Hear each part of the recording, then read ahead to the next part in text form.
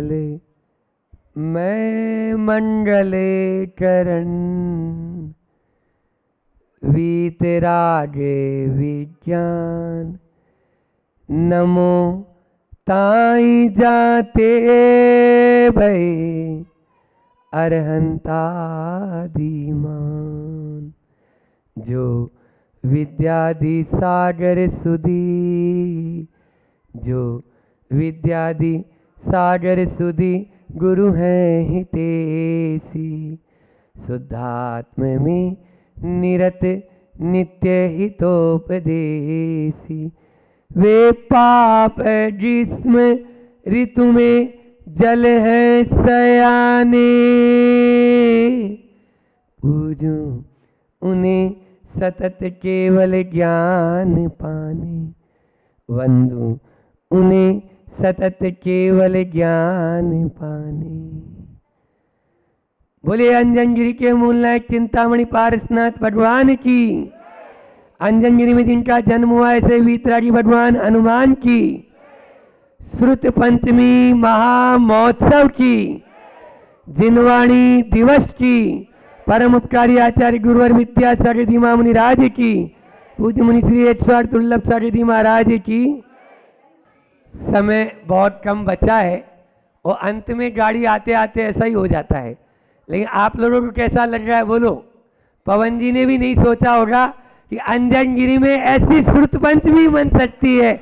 आज तक हमने भी हमारे जीवन में 48 श्रुत पंचमी तो मना ही ली है, लेकिन आज जैसी श्रुत पंचमी हमें भी नहीं अभी तक मिली।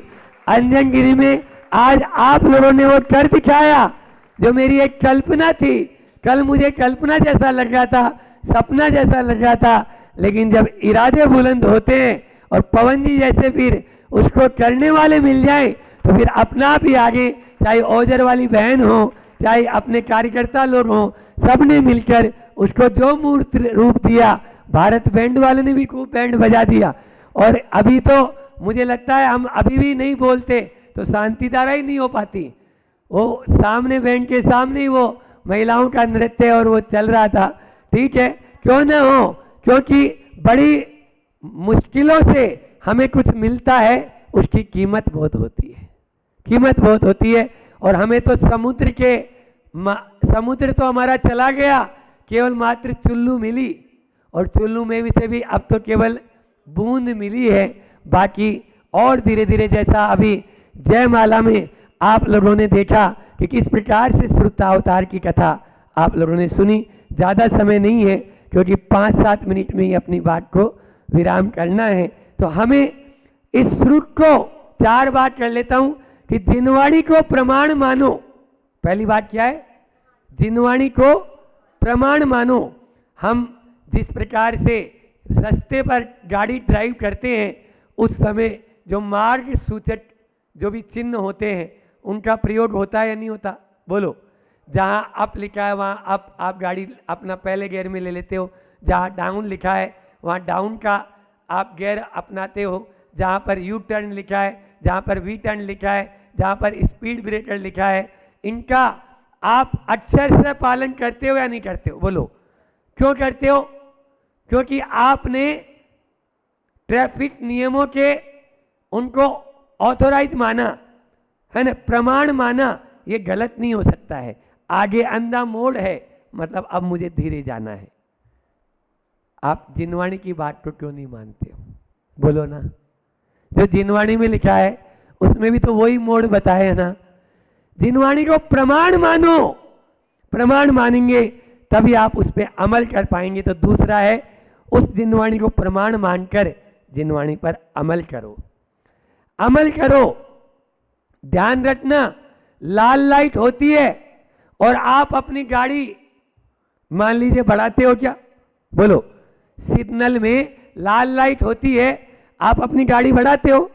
हरी लाइट में अपनी गाड़ी नहीं बढ़ाओगे अंतिम भाई, तो आपको चालान होगा क्या? नहीं होगा। हरा सिग्नल है और आप अपनी गाड़ी नहीं चला रहे, आप बात कर रहे हो, आपको कोई चालान नहीं होगा। लेकिन यदि लाल सिग्नल है और आप अपनी गाड़ी बढ़ा दोगे तो तुरंत चालान हो जाएगा या नहीं होगा? बस यही माँ जिनवाणी आपको बता रही है कि उस पर अमल करो। आप जिनवाणी रात्रि भोजन का त्याग के लिए उसमें लिखा है, तो रात्रि भोजन का त्याग आज चलता अगला और दे रहा हूँ, तीसरा पॉइंट और दे रहा हूँ, थोड़ा सा फास्ट कर रहा हूँ कि जिनवाणी को प्रमाण मानो, जिनवाणी पर अमल करो, और फिर यदि अमल नहीं कर पा रहे हो तो ग्लानि का भाव रखो, गर्व मत रखो। ये अगला पॉइंट है। आप नहीं चल पा रहे हो, कोई बात नहीं, रात्रि भोजन नहीं कर पा रहे, क्या त्याग नहीं कर पा रहे हो, कोई बात नहीं, लेकिन ग्लानि तो मन में होए। हम गर्व कर रहे हैं, अभी तो हम चौराहे पर आकर प्लेट लेकर रात में 12 बजे खा रहे हैं। सर्राफा मार्केट में चले जाना, जितनी जगह भी, चाहे वो इंदौर हो और चाहे दिल्ली हो और चाहे बॉम्बे का सर्राफा मार्केट हो और चाहे नासिक का सर्राफा मार्केट हो, समझ में आ रहा है, रात में वहां पर वो सब चल रहा है और उसमें जैन लोग भी शामिल हो रहे या नहीं हो रहे। चाहे जयपुर का सर्राफा मार्केट, जोरी बाजार, खूब अच्छे से, जोरी बाजार में LMB है, लक्ष्मी मिष्ठान भंडार सबसे फेमस 5 स्टार है, समझ में आई। तो ये जोरी बाजार के बिल्कुल बीचों बीच है और वहां रात में यदि खा रहे हो तो हमारा धर्म कहाँ जाएगा। तो ग्लानि करो, गर्व मत करो। क्या बोला, माँ जिनवाणी के शब्दों पर यदि चल नहीं पा रहे हो तो ग्लानि करो, गर्व मत करो। और अंतिम है, शास्त्र स्वाध्याय में रुचि बढ़ाओ, शास्त्र स्वाध्याय में रुचि बढ़ाओ। पहला क्या माना, जिनवाणी को प्रमाण मानो। दूसरा क्या बताया, जिनवाणी पर अमल करो। तीसरा बताया, अमल नहीं कर पा रहे हो तो ग्लानि करो, गर्व मत करो। और चौथा बताया कि शास्त्र स्वाध्याय की रुचि बढ़ाओ। रुचि बढ़ाएंगे तभी हम अपने आप को आगे बढ़ा पाएंगे। लेकिन क्या करें, आजकल के व्यक्ति शास्त्र पढ़कर शास्त्र के नाम पर लड़ने को तो तैयार हो जाएंगे, लेकिन शास्त्र पढ़कर अपने आप को बदलने के लिए तैयार नहीं होंगे। शास्त्र स्वाध्याय वाले शास्त्र के नाम पर लड़ने को तो तैयार हो जाएंगे, बदलने को तैयार नहीं होंगे। हम बदले धीरे धीरे, अपना क्षयोपशम बढ़ाना चाहते हो, समय पर अपन को बात याद आ जाए, जो बालक बैठे उनके लिए, क्योंकि कई बालक आकर मेरे से कहते हैं महाराज जी एग्जाम के हॉल के बाहर आते ही वो प्रश्न का उत्तर याद आ जाता है। एग्जामिनेशन हॉल में याद नहीं आया, एग्जाम के बाहर आते ही याद आता है। बोलो क्यों? ये तभी होता है जब आपने माँ जिनवाणी का सम्मान नहीं किया, आपने माँ जिनवाणी को नहीं पढ़ा। आप अमल करो नहीं करो चलो, लेकिन रोज प्रतिदिन 10 मिनट स्वाध्याय करेंगे। लेकिन आज का आदमी, वो आचार्य इतनी मेहनत से लिख कर गए, बोलो, और हमारे पास में क्या बहुमान के लिए 10 मिनट का समय नहीं है? उन्होंने सालों साल लिखे थे। किस प्रकार से बुलाया धरसेन स्वामी ने आचार्य पुष्पदंत और भूतबली को। दिन में आज अपन फिर आगे इसके ऊपर और 4 बात क्या करें, क्योंकि फिर उस समय इतने लोग नहीं रहेंगे, सब चले भी जाएंगे।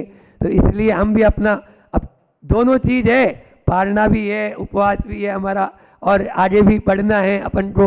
तो फिर क्या करें, तो कम समय में अपनी पूरी बात को करना है। तो मैंने कहा 4 बात को अपन को फिर से अपनाना है। अभी वर्तमान परिप्रेक्ष्य में जो मेरे चिंतन में आई थी, वैसे मैंने 4-5 दिन पहले जिनवाणी चैनल वाले ने जब प्रश्न पूछा था मेरे से कि जिनवाणी श्रुत पंचमी कैसे मनाएं, तब मैंने उत्तर में पूरा 20-25 मिनट उस समय भी बोला था।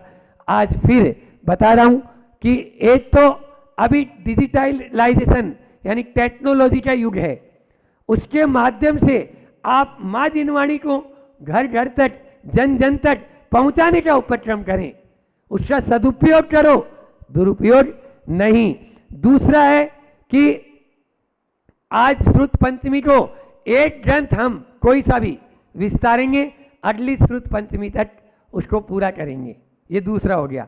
तीसरा है कि संस्कृत और प्राकृत के जैन दर्शन विभाग अनेकों यूनिवर्सिटी में चल रहा है, महाराष्ट्र में भी चल रहे हैं। क्या बोला मैंने? संस्कृत और प्राकृत वो बंद होने के कगार पे है। हम लोग उनको पुश करके चलवाते हैं, और जब वहाँ पढ़ने वाले नहीं होते तो वहाँ के डीन आकर मुझसे बोलते हैं कुलपति महोदय मेरे से बोले कि महाराज जी 2 बच्चे हैं हमारी यूनिवर्सिटी में जैन विभाग में, महाराज जी 3 बच्चियां हैं, क्या कर लें बोलो। तो मैं यहाँ बैठी हुई माताओं, बहनों, बहुओं और बहनों से संस्कृत में एमए करें। हर व्यक्ति अपनी बहुओं को, अपनी बेटियों को संस्कृत में एमए कराओ, ताकि वो जो अपने दर्शन, जैन दर्शन विभाग अपना बंद होने के, प्राकृत और संस्कृत के विभाग बंद होने के कगार पे हैं, वो नहीं हो। और मेरे पास में मंडी बामोरा में आरएसएस और विश्व हिंदू परिषद वाले आए थे, उन्होंने कहा था महाराज जी जब भी आप मंच से कहो तो संस्कृत भाषा को लिख लो। आज श्रुत पंचमी के दिन प्राकृत और संस्कृत भाषा अपनी थी, ठीक है ना। तो संस्कृत भाषा को 2 भाषा होती है, एक भाषा होती है मेन भाषा, आप उसमें लिख देते हो जब भी जनगणना वाले आते हैं हिंदी, क्या लिखते हो, और दूसरी अल्टरनेट भाषा या सब भाषा है ना, सब लैंग्वेज।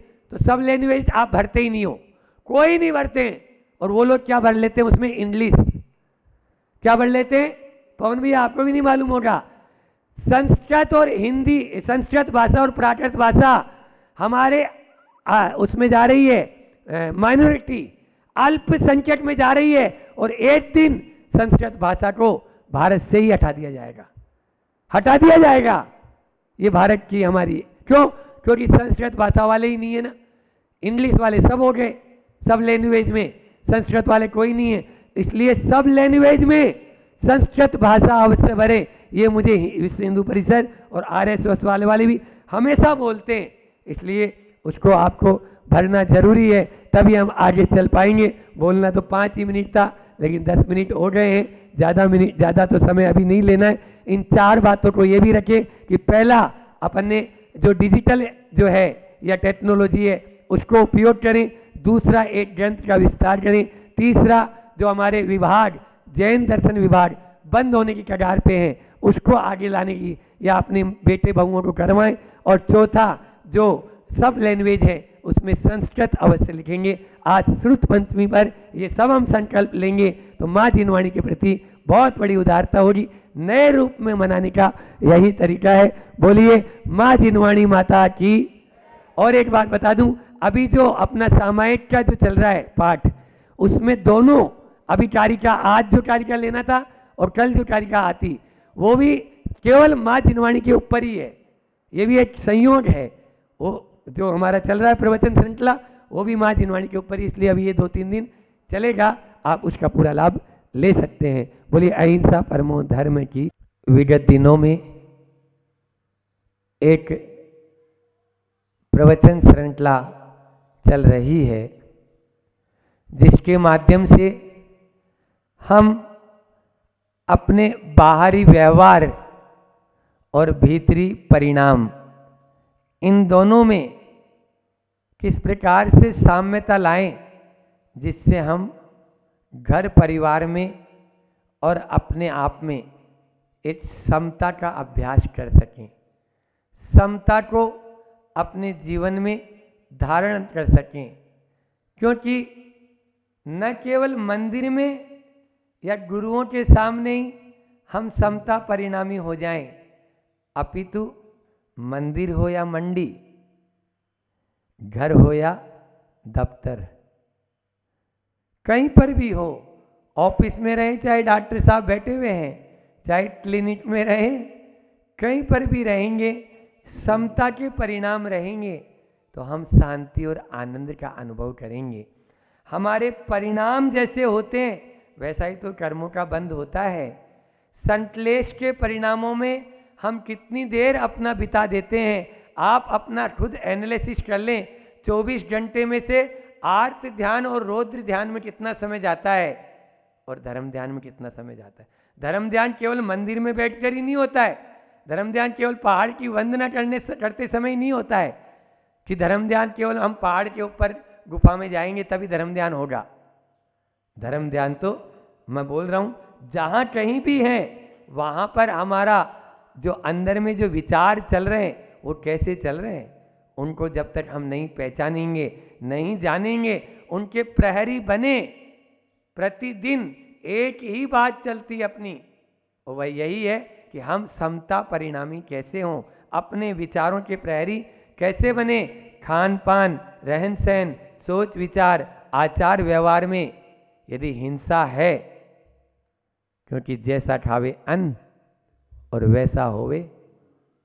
आप अपने मन को सुधारना चाहते हो, पहले इनको तो सुधार लो। इसलिए बाहरी परिवेश भी, दूध को सब तपाना चाहते हैं, बर्तन को कोई तपाने के लिए तैयार ही नहीं हो रहा। बिना बर्तन को तपाए आज तक दूध तपा नहीं है, लिख लो। आत्मा और परमात्मा की बात हम करना चाहते हैं, लेकिन पहले अपने आचरण को भी तो सुधारना होगा। विगत दिनों में कल मैंने बताया था कि कसायों पर विजय, कल आपको बताया था, कसायों पर विजय और इंद्रियों पर नियंत्रण किए बिना हम साम्यता नहीं ला सकते, पापों से बच नहीं सकते।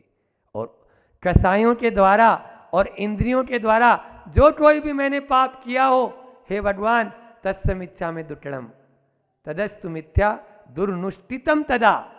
कल ये बोला था अपन ने, सामायिक पाठ की उस कारिका के माध्यम से ये सीखा कि हमारे पापों को हम विराम दें, बाहरी रूप में भी और भीतरी रूप में भी। कल भीतरी रूप बताया था, उसके पहले मैंने अगले दिन खान पान और उसके बारे में बताया कि एक इंद्रियादि प्राणियों की मैंने हिंसा की हो तो वह भी मेरी मिथ्या हो। आज अगली कारिका में यहाँ पर आचार्य अमित यति स्वामी खुद बता रहे हैं कि पापों को हमने बाहर से भी रोक दिया, भीतर से भी रोक दिया, लेकिन बाहर से भी रोक दिया और भीतर से भी रोक दिया, लेकिन पहले का जो डिपॉजिट है, डॉक्टर साहब के पास हम क्यों पहुंचते हैं? बोलो ना। डॉक्टर साहब दवाई तो दे देते हैं, काय के लिए? अब आगे से आपको अभी रोग नहीं होगा, लेकिन जो अंदर पहले से रोग है उसको भी तो नष्ट करो। उसको नष्ट नहीं करेंगे, जो संचित पाप कर्म हैं उसको यदि हम नहीं निकालेंगे तो क्या हम मुक्ति को प्राप्त करेंगे? क्या हम निर्जरा के अधिकारी होंगे? बोलो, नहीं हो सकते। इसलिए पाप बाहर से रोका, भीतर से रोका, लेकिन जो संचित पाप है उसको भी नष्ट करने के लिए आज यह है अगली 7वें नंबर की कारिका है। पढ़ते हैं, मैं उच्चारण करता हूँ। विनिंदिनालो चंगर निरे हम मनोवचय काय कसाय निर्मितम निहेम निपापम भवदुःखिकारिणम विसर्ग विसमंत्र गुणेरिवाकिलम। अब आप लोग उच्चारण करेंगे। विनिंदिनालो चंगरिणे हम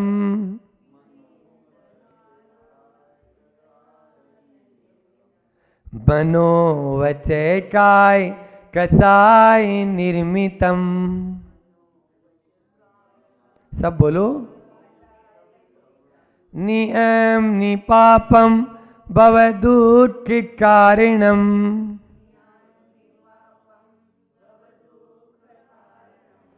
विसर्ग विसमंत्र गुणेरिवाखिलम।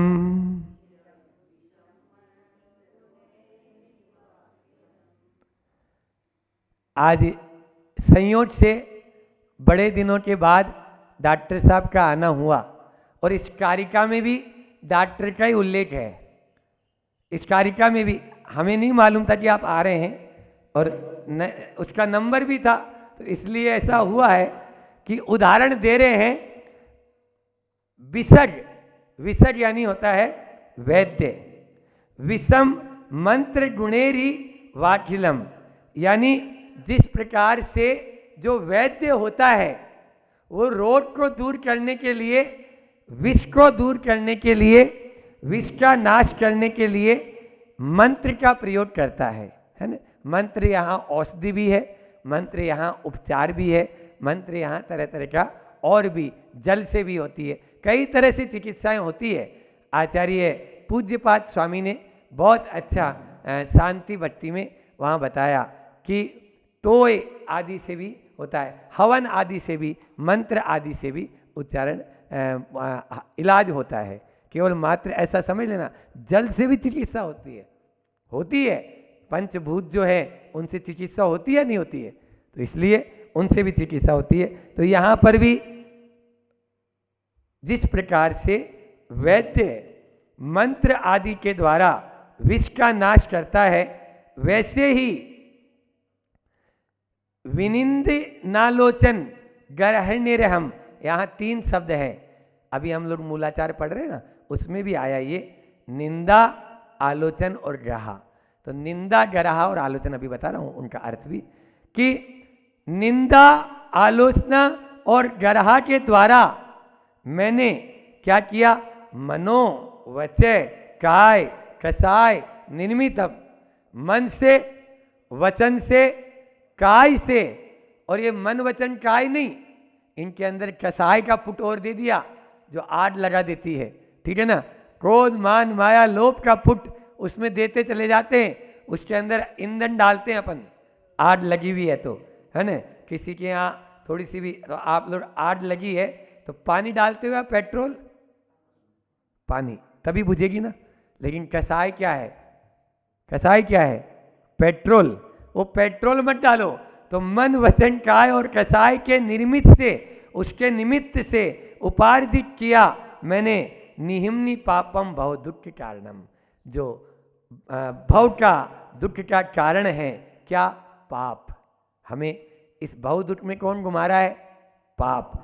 इस संसार दुख का कारण क्या है, पाप। तो वह पाप मैं नष्ट करता हूँ, काय के द्वारा, निंदा करता हूँ, आलोचना करता हूँ, ग्रह करता हूँ। ये इसका अर्थ है, शाब्दिक अर्थ तो यही हुआ है कि, फिर से बता रहा हूँ कि हे भगवान, जिस प्रकार से वैद्य विष को दूर कर देता है उपचार के माध्यम से, उसी प्रकार से मैं अपनी निंदा, ग्रह और आलोचना के माध्यम से मन वचन काय कसाई से जो पापों का अर्जन किया, उन सब का प्रक्षालन करता हूँ, उनको दूर करता हूँ। लेकिन विडंबना, बड़ी स्थिति अलग है।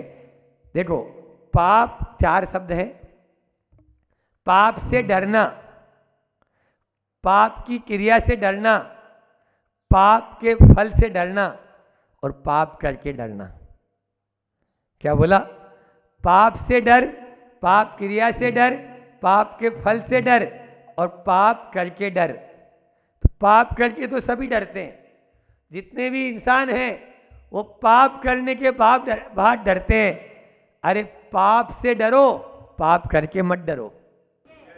अपनी चर्चा चल रही थी माताओं पर, गृहिणियों पर, और गृहिणी को नेतृत्व की असीम शक्ति उनमें निहित है, ये बात अपनी चल रही थी। और उसमें 4 बिंदुओं पर चर्चा प्रारंभ करी थी कि एक गृहिणी के अंदर कौन से 4 गुण होने चाहिए। वो 4 गुण उस गृहिणी के अंदर हैं, तो ये मान के चलना वो एक श्रेष्ठ गृहिणी है। समझ शक्ति, विवेक शक्ति, सहन शक्ति और संवेदना शक्ति। और इन चारों पर बात करते हुए भी तो अपनी सिर्फ समझ शक्ति पर ही प्रवचन चल रहे हैं, और समझ शक्ति पर आपसे बात करी थी कि पहली समझ ये कि आपका पहनावा कैसा हो, उस पर बात करी थी। फिर दूसरी, हर सदस्य की अपेक्षा को लेकर चलना होगा। तीसरी, बड़ों कर, ये आपके अंदर समझ शक्ति होनी चाहिए कि बड़ों कर लेकर भी चलना होगा। और चौथी थी, आप आय को देखकर व्यय करना होगा। उसके अलग अलग बहुत सारे बिंदु दिए थे। और फिर देख कर नहीं अपने आप को चेक कर कर अपने जीवन को जीना है। मतलब हमें दूसरी को नहीं देखना कि दूसरा कहाँ है, क्या है, उसने साड़ी खरीदी तो मैं भी खरीदूँ, उसने गहने खरीदे तो मैं भी गहने खरीदूँ। ये सब चीज़ें अगर हमारे अंदर हैं तो ये हम एक श्रेष्ठ गृहस्थ धर्म को नहीं पाल पाएंगे। और फिर चर्चा चल रही थी अपने परिवार को किन भावों से, 6वां बिंदु था, उसी पर चर्चा चल रही थी कि अपने परिवार को किन भावों से और आप क्या बनाकर खिला रहे हैं। क्योंकि आप जो बनाकर खिला रहे हैं उसी के माध्यम से पूरे घर में शुद्ध सात्विक वातावरण बनता चला जाएगा, अच्छा वातावरण चलता चला जाएगा। मौसम को भी देखना है, सब कुछ देखना है। तो अभी आज उन्होंने कहा कि महाराज जी वो कारिका आपने जो बोली थी, जिस कारिका को अभी हाल वहाँ पर उस दिन बोली थी, वो कारिका को फिर से रिपीट कर देना। फिर से रिपीट कर दे रहे हैं कि आप, क्योंकि ये तो निश्चित है, ये एक बात आप मान के चलें कि पुरुष वर्ग का काम तो है नहीं भोजन बनाना, किसका काम है? अब बनाना आपका काम है, तो कब क्या बनाना है, कब क्या खिलाना है, इसका विवेक और इसकी बुद्धि और इसकी समझ किसको होनी चाहिए?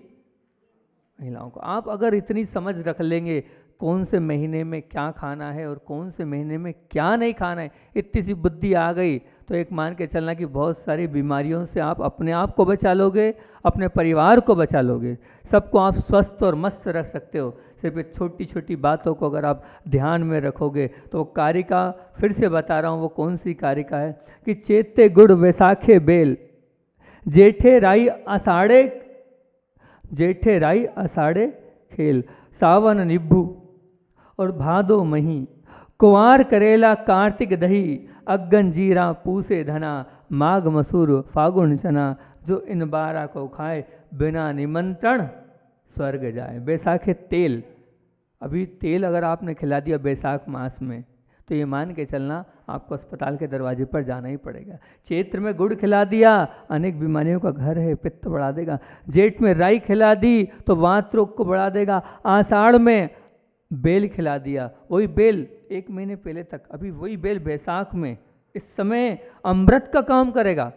साल भर के पेट से संबंधित सब बीमारियां अगर आपने बेल का जूस रोज पिलाया, आपको जानकारी नहीं है, इतनी सी जानकारी रख लोगे कि अभी बेल खाना चाहिए, पूरे महीने भर आप भी खाओ, परिवार को भी खिलाओ, पेट से कभी कोई बीमारी नहीं होगी आपकी, ये मान के चलना। आपने सावन में नींबू खा लिया, बुखार आएगा, मलेरिया पकड़ेगा और अनेक प्रकार के शीत रोग हो जाएंगे। सावन में नींबू खा लिया तो बचना, सावन में कभी भी 1 बूंद भी खटाई मत नींबू की खाना। भादों में मई खा लिया, छाछ पी ली तो वो छाछ अनेक प्रकार की बीमारियों को घर कर देगा। आपके अंदर टीवी जैसी बीमारी उस भादों में मई खाने से आ सकती है। कुंवार में करेला खा लिया, स्किन डिसीज हो जाएगी। कुंवार में अगर करेला खा लिया आपने तो स्किन डिसीज हो जाएगी। कार्तिक में दही खा लिया तो पित्त बढ़ जाएगा आपका। अगन में जीरा नहीं खाना चाहिए, सब्जियों में अगन में कभी जीरा मत डालो आप, कभी भी ध्यान रखना। उस मास में अगर उस उन 1.5 महीने में जब अगन का महीना होता है तब 3 काल में जीरा उसे 1 माह में नहीं डालना। वो जीरा यूँ तो बहुत फायदेकारी, लेकिन उस 1 महीने में सब्जियों में जीरा जो है वो अनेक प्रकार की बीमारियों का घर करता है। पूस में धना, महाराज जी नियम नहीं, लेकिन आप मान के चलना पूस का धना जो है वो अनेक प्रकार की बीमारियां, बहुत सारी भीषण बीमारियों में कारण है। मसूर अगर आपने माघ में खा लिया, मसूर की दाल, क्योंकि बनाना आपको इसलिए आपके काम का प्रवचन है, उन लोगों के काम को वैसे भी 4-6 लोग ही हैं, अधिकतर तो आप ही लोग बैठे हैं। तो माघ में मसूर कभी नहीं देना, 3 काल में नहीं देना मसूर को माघ में। और फागुन में चना, क्योंकि वो इतना उस वक्त जो नया चना फागुन में आता है वो अगर आपने दे दिया तो फिर समझ लेना घर कर जाएगी बहुत सारी बीमारियां। ये 12 हैं जो इनको क्या करना है, नहीं खाना है। तो कौन से महीने में कौन सा खाना है, अब उसको भी सुनो। चेते चना बैसाखे बेल, अभी चलना ना बैसाखे। जेठे शयन आषाढ़े खेल, सावन हर्रे भादो तित, कुमार मास गुड़ सेवे नित, कार्तिक करेला अग्गन तेल, पूसे करे दूध से मेल, माघ मास की खिचड़ खाए, फाल्गुन नित प्रातः जो नहाए। ये 12 चीजेंगी। कौन कौन से? चैत मास में आपको क्या करना है, तो बोले चैत्र मास में चना खूब अच्छे से जितना खा सकते हो खाओ, बहुत लाभकारी है। अभी बैसाख में बेल और जेठ में शयन, मतलब कभी भी ध्यान रखना, बच्चों को बता देना कि सब करना, बच्चों पर जेठ में कभी भी अनिद्रा मत करना। एक बार आप जेठ में नहीं सोओगे तो आपको अनिद्रा की बीमारी हो जाएगी, ये मान के चलना। जेठ का ध्यान रखना। जेठे आषाढ़े खेल, आषाढ़ में हमेशा जितनी आप एक्सरसाइज करोगे उतना अच्छा है। सावन हर्रे, हर्रे होती है एक बहुत काम की, 12 महीने खाना चाहिए अलग अलग द्रव्यों के साथ, लेकिन सावन में तो खाना ही चाहिए अगर आपको स्वस्थ रहना है तो। भादो तित्त, कुमार मास गुड़ ने सेवनित, गुड़ में अनेक गुण हैं लेकिन कुमार मास में 1 माह गुड़ का सेवन करना चाहिए। और कार्तिक करेला, हिंग बहुत जो है वो गर्म होता है, लेकिन वो कार्तिक का करेला आपके खून को साफ कर देगा, खून को प्योर कर देगा। अगहन तेल, वही तेल अभी आपने बैसाख में खा लिया तो वही अगहन में खा लोगे तो वो औषध का काम करेगा। और पूसे करे दूध से मेल, जितना पौष मास में आप दूध पी सकते हो पियो, दूध बिल्कुल आप जितना ले सकते हो अपने आहार का अंग बना लो, बहुत अच्छा रहेगा। और माघ मास घी खच्चड़ खाए, मतलब माघ महीने में आपको घी खिच्चड़ होता है, उसको आप जितना खाओगे उतना अच्छा है। और फाल्गुन नित्य आता है ना, मतलब फाल्गुन मास में कभी भी ध्यान रखना, सूर्योदय के बाद कभी नहीं उठना। इस बात का ध्यान रखना, फाल्गुन मास में आप सूर्योदय के पहले ही उठना, और पहले ही उठोगे तो बहुत अच्छा रहेगा। ये हैं, अगर आप इनका ध्यान रखोगे तो मान के चलना आप बहुत अच्छा। एक अभी बहुत अच्छा आपको और बता देता हूँ, अभी खाने योग्य सबसे अच्छी वस्तु है सत्तू। ये सत्तू एक ऐसी वस्तु है कि आप इसको खाओगे तो आप भूल जाओ बहुत सारी टॉनिक्स, सब टॉनिक एक तरफ है और सत्तू एक तरफ है। इतनी ताकत होती सत्तू में। शिखर जी की जो वंदना करने जाते हैं तो वो जो डोली वाले होते हैं ना, वो आपको ऊपर तक पहुंचाते हैंगे। सत्तू पीते हैं, खाते नहीं है, वो सत्तू पी लेते हैं और आपको ऊपर तक पहुंचा देते हैं। लेकिन ध्यान रखना, हर चीज़ है तो हर चीज़ के साइड इफ़ेक्ट भी हैं। कैसे खाना, कब खाना, बहुत ध्यान से आपको मैं 7 चीज़ें बता रहा हूँ। सत्तू खाते वक्त कौन सी 7 चीज़ें ध्यान रखना। सत्तू जो आप खा रहे हो, उस सत्तू को खाने समय कौन सी 7 चीज़ों का ध्यान रखना है। भोजन करने के बाद बिल्कुल नहीं खाना। जब भोजन हो जाए उसके बाद सत्तू ना खाना और ना किसी को खिलाना। दूसरा, दांतों से रोंद कर बिल्कुल नहीं खाना, चबाकर सत्तू नहीं खाया जाता है, उसको चबाकर नहीं खाना। तीसरा, बहुत नहीं खाना, सत्तू बहुत हेवी होता है, बहुत उसके अंदर पौष्टिक तत्व होते हैं, लेकिन अधिक पौष्टिकता भी नहीं। महाराज ने आपको प्रशंसा कर दी नहीं। पेट भरकर सत्तू कभी नहीं खाना, बहुत नहीं खाना। और ये मैंने मेरे धर्म से नहीं बता रहा हूँ ये बात, ये आयुर्वेद से आपको बता रहा हूँ। रात्रि में कभी नहीं खाना, सत्तू को रात्रि में नहीं खाना। चौथी बात। पांचवा, जब सत्तू बना है और बन गया है तो उस बनते समय जितना जल डालना हो डाल दो आप, लेकिन बनने के बाद आधा घंटे बाद जल मत डालना, जहर का काम करेगा। अरे पतला नहीं लग रहा है, थोड़ा सा और डाल दो, तो वो आधे घंटे 20 मिनट 15 मिनट बाद नहीं, तुरंत के तुरंत आप चेक कर लो, जितना डालना, बाद का जल जहर बन जाएगा उसमें। वो अनेक प्रकार की बीमारियों का कारण है। और फिर उसके बाद बिना मीठे सत्तू कभी नहीं खिलाना और न खाना, उसमें मीठा होना अत्यंत आवश्यक है, नहीं तो पित्त को वो बहुत ज़्यादा बढ़ा देगा, खून में वो अनेक प्रकार की बीमारियों को ला देगा। और दूध के साथ और गर्म करके नहीं खाना साथ, तो मतलब क्या, दूध अगर जैसे महाराज जी को दे रहे हो तो देख लेना दूध तो नहीं लिया है महाराज जी ने, दूध के आगे पीछे इन सब चीज़ों को भली भांति परख कर आप दोगे तो वही सत्तू बहुत काम का आ जाएगा। इस प्रकार सत्तू ऐसी छाछ है, इसको छाछ को आप माना, तर्क को तो कहते हैं कि इंद्र लोग भी उस तर्क के लिए तरसते हैं, अमृत भोज जैसा उसमें कहते हैं, लेकिन वही छाछ है। और 3 प्रकार के रोग हैं, वात, पित्त और कफ। आपको ये समझना पड़ेगा कि ये बीमारी है तो एक काय से है, वात से है, पित्त से है कि कफ से है, किससे बीमारी ये हो रही है। अगर वात से हो रही है तो वही छाछ है। वात में कैसे देना है, बस आप उसको सोड़ा, मतलब उसमें थोड़ा सा सौंठ और सेंधा नमक मिला दो उस छाछ में। आप गोली मत लो, आप चले जाते हो सीधे गोली लेने, कुछ मत करना, 1 गिलास छाछ पी लेना। अगर आपकी वायु विकार हो रहा है, वात बढ़ रहा है, 1 गिलास छाछ, उसमें क्या करना है, थोड़ी सी सौंठ और थोड़ा सा सेंधा नमक आप मिला देना, वो पूरी वायु को शमन कर देगा, वो 1 गिलास आपका।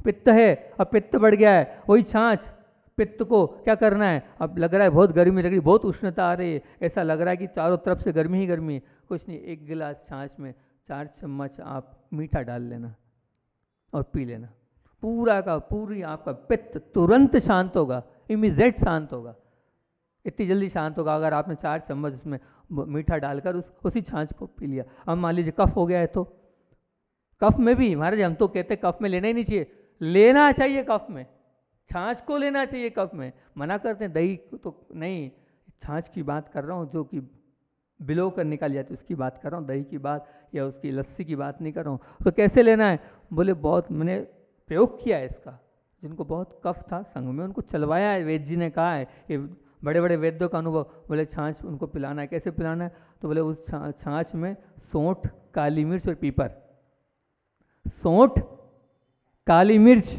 और पीपर, एक पीपल होती है कि पीपर मिलती है, तीनों, बोले इसको डाल देना, त्रिकुट कहलाता है ये, और त्रिकुट डाल के कफ में दे देना, पूरा कफ साफ हो जाएगा। आप कितने टॉनिक कितनी गोलियां ले रहे हो, उसकी अपेक्षा आहार को औषध बनाओ, आहार को अगर आपने औषध बना दिया तो बहुत बहुत लाभकारी है। जैसे बहुत सारे लोगों की धारणा है, हम चौके में लौंग लेते हैं तो लोग बोलते हैं महाराज जी गर्मी है मत लो, लौंग मत दो, लौंग मत दो, ये बहुत गलत धारणा है आपकी।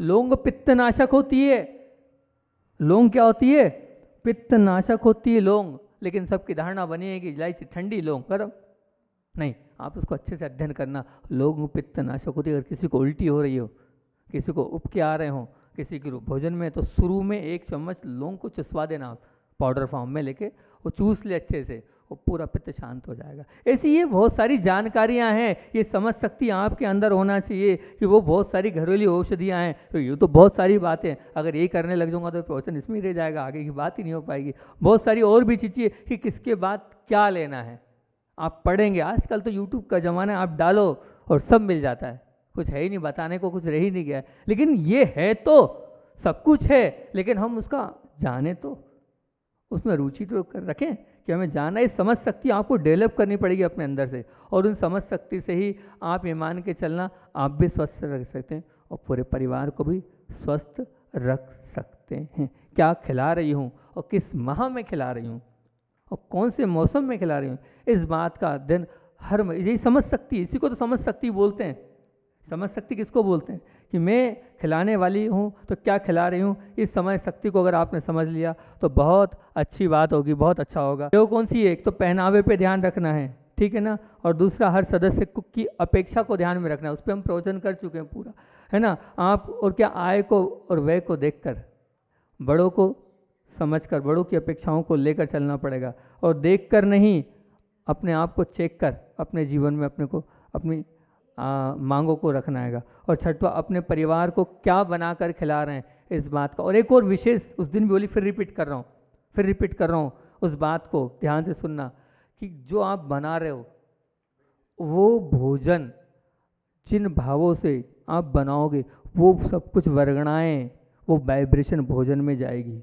ध्यान रखना, भोजन बनाते वक्त कषाय के साथ, क्रोध के साथ, गलत परिणामों के साथ, जो ऐसे अंदर से जो आद्रोत परिणाम चल रहे, उससे कभी भी आप भोजन चम्मच कढ़ाई में हिल रही है, वो जो वाइब्रेशन है वो पूरी भोजन में जा रही है।